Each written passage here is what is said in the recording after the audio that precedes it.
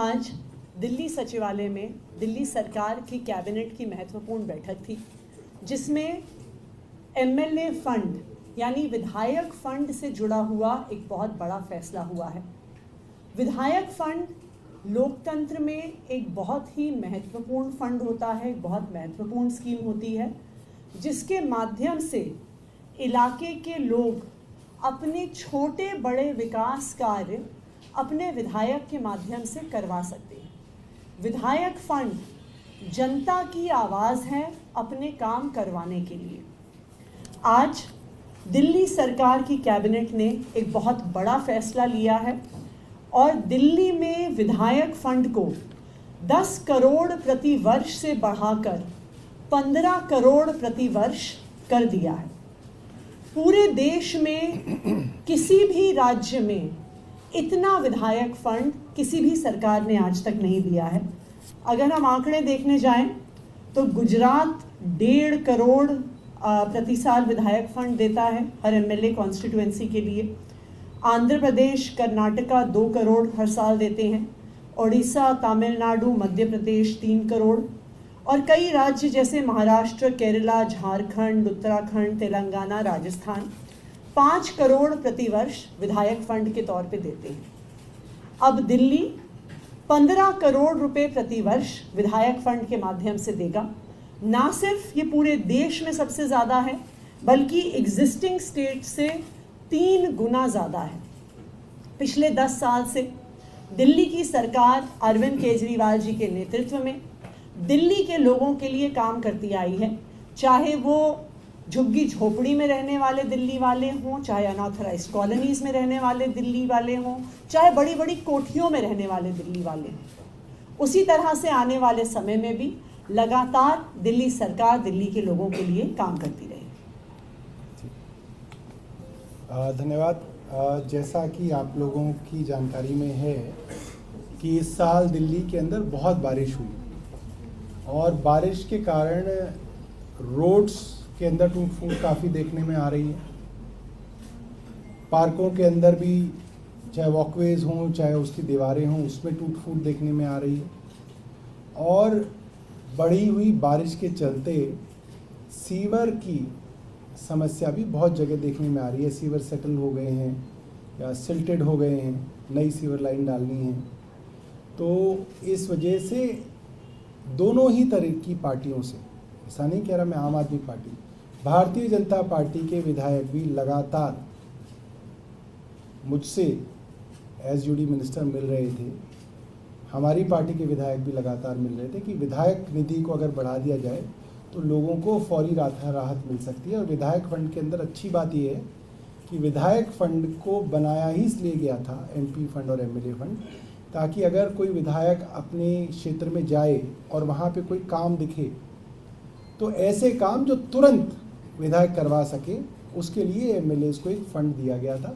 और मुझे लगता है कि यहाँ पे इस फंड को बढ़ाने की एक सबसे बड़ी मंशा ये है कि बहुत ज़्यादा डिपार्टमेंट्स के सैंक्शंस के अंदर बहुत ज़्यादा समय लगता है, प्रोजेक्ट्स बनते हैं।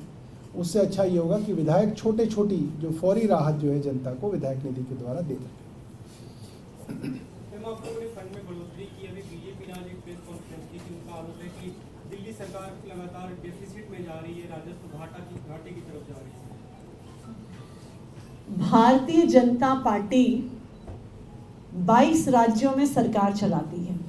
मैं उनको चैलेंज दे रही हूं, वो एक राज्य का नाम बता दें जहां पे मुनाफे में वो अपनी सरकार चलाते हैं। दिल्ली सरकार के आंकड़े और हिसाब किताब हम सामने रख देंगे। भारतीय जनता पार्टी 22 में से किसी भी एक सरकार के आंकड़े सामने रख दे, मैं दावे के साथ कह सकती हूं भारतीय जनता पार्टी एक राज्य की भी सरकार नहीं दिखा सकती जो मुनाफे में चल रही है और जनता के काम कर रही है। मैम, ये आरोप लगा रहे हैं कि दिल्ली सरकार के पास तो इतने भी पैसे नहीं है कि दिसंबर के बाद अपने कर्मचारियों और एमसीडी के कर्मचारियों को तनख्वाह दे।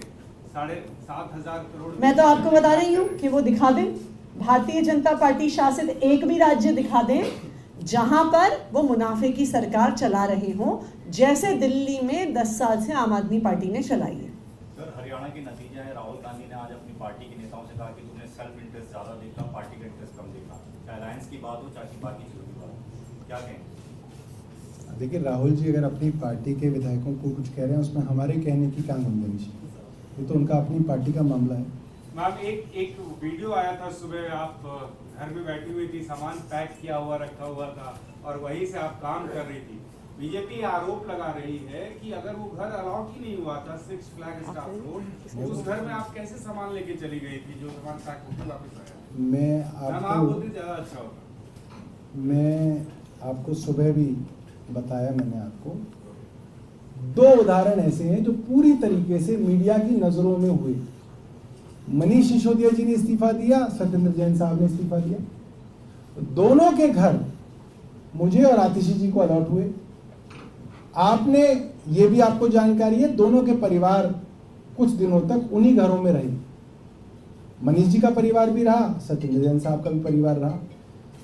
आपने कभी देखा हो कि मनीष जी के घर पे पीडब्ल्यूडी ने ताला लगाया हो और मनोज जी के परिवार को और उनके सामान को सड़क पे उतारा हो कि भाई अब जो है ताला लगाने का टाइम है, अब हम इसके अंदर जो है वो जो क्या कर रहे हैं, वो सर्वे कर रहे हैं, क्या कर रहे हैं उसके अंदर, इन्वेंट्री इन्वेंट्री कर रहे हो? कभी आपने देखा? जैन साहब का परिवार था, वो घर मेरे नाम पे अलॉट हो गया, उनका घर साफ सफाई में और दोबारा से ठीक करने में थोड़ा समय लगा, थोड़े समय वो रहे उस सरकारी घर में। आपने कभी देखा हो कि वहां पे इन्वेंट्री बन रही हो? ये पूरी तरीके से जो है उल जुलूल और निम्न स्तर की राजनीति है और ये बहुत शर्मनाक है कि इस तरीके से एलजी दफ्तर द्वारा इन कामों के अंदर समय व्यर्थ किया जा रहा है। वो समय व्यर्थ कर रहे हैं, उनको दिल्ली के अंदर जो एलजी बनाया गया काम के लिए बनाया गया। थोड़ा पुलिस देखो, गैंगस्टर्स को देखो, ये सब करो, किन कामों में लगे हुए एलजी साहब वो देखें। लेकिन सौरभ जी दोनों ही घरों में लिस्ट ऑफ इन्वेंट्री बनी हुई है, तो वहां भी बना लेते, तो आतिशी के भी बना लेते। सर सवाल सुनिए, हाँ। ये कहना है कि सरकारी रिकॉर्ड में सारे कागजात हैं, लिस्ट ऑफ इन्वेंट्री बनी हुई है, सिर्फ इस घर में नहीं हुआ है, सिक्स फ्लैग स्टाफ रोड में, अरे वो भाई, आप लोग नहीं करने दे रहे। मैं आपको बता तो रहा हूँ, भारतीय जनता पार्टी जो कह रही है वो कोई ना मानेंगे। जो हमने देखा है, आपने कभी देखा हो कि मनीष सिसोदिया जी के AB 17 पे ताला लगा हो, 2 दिन लगा हो कि जी 2 दिन ताला इसलिए लगा है क्योंकि हैंडिंग ओवर टेकिंग ओवर में 2 दिन लगता है और वो लिस्ट ऑफ इन्वेंट्री बन रही है? कभी आपने सुना है? कभी आपने देखा है? कागजों में होता होगा, खाना पूर्ति होती होगी। या आपने देखा हो कोई मेंबर ऑफ पार्लियामेंट मंत्री बन गया सेंट्रल गवर्नमेंट में, तो मेंबर ऑफ पार्लियामेंट के घर पे ताला लगा दिया, उसका सड़ाक इंडिया, उसका जो सामान है वो इंडिया गेट पे रख दिया कि अब ये 2 दिन यहाँ रहेगा और फिर जो है वो मंत्री के घर के अंदर वो पहुंचेंगे। ऐसा कभी देखा हो, सुना हो तो आप भी बताओ मुझे। मैंने तो नहीं सुना, ना मैंने देखा।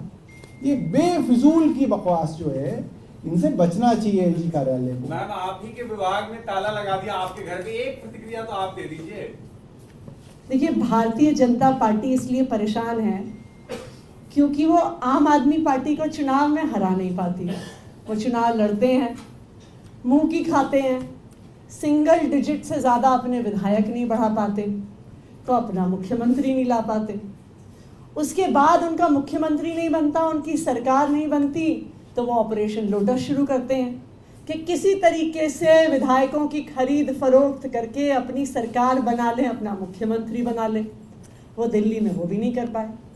फिर उन्होंने एक तीसरा पैंतरा अपनाया कि आम आदमी पार्टी के नेताओं को जेल में डाल दो, विधायकों को जेल में डाल दो, पार्टी तोड़ दो, पार्टी ख़त्म कर दो, कि किसी तरह भारतीय जनता पार्टी का मुख्यमंत्री बन जाए। वो भी नहीं कर पाए। तो अब वो चाहते हैं कि मुख्यमंत्री तो बन नहीं पाए, किसी तरह से मुख्यमंत्री आवास पर ही कब्जा कर लें। उनका बहुत बहुत स्वागत है। अगर भारतीय जनता पार्टी को मुख्यमंत्री आवास पर कब्जा करके मन की शांति मिलती है तो उनका स्वागत है। आम आदमी पार्टी के विधायक, आम आदमी पार्टी के मंत्री मुख्यमंत्री आवास, बड़े बंगलों के लिए, बड़ी गाड़ियों के लिए राजनीति में नहीं आए हैं। हम दिल्ली के लोगों के लिए काम करने आए हैं। अगर हमें ज़रूरत पड़ेगी, हम सड़क पर बैठकर भी दिल्ली के लोगों के लिए काम करेंगे। ये सारे बंगले भारतीय जनता पार्टी को मुबारक हो। हम दिल्ली वालों के दिल में रहते हैं।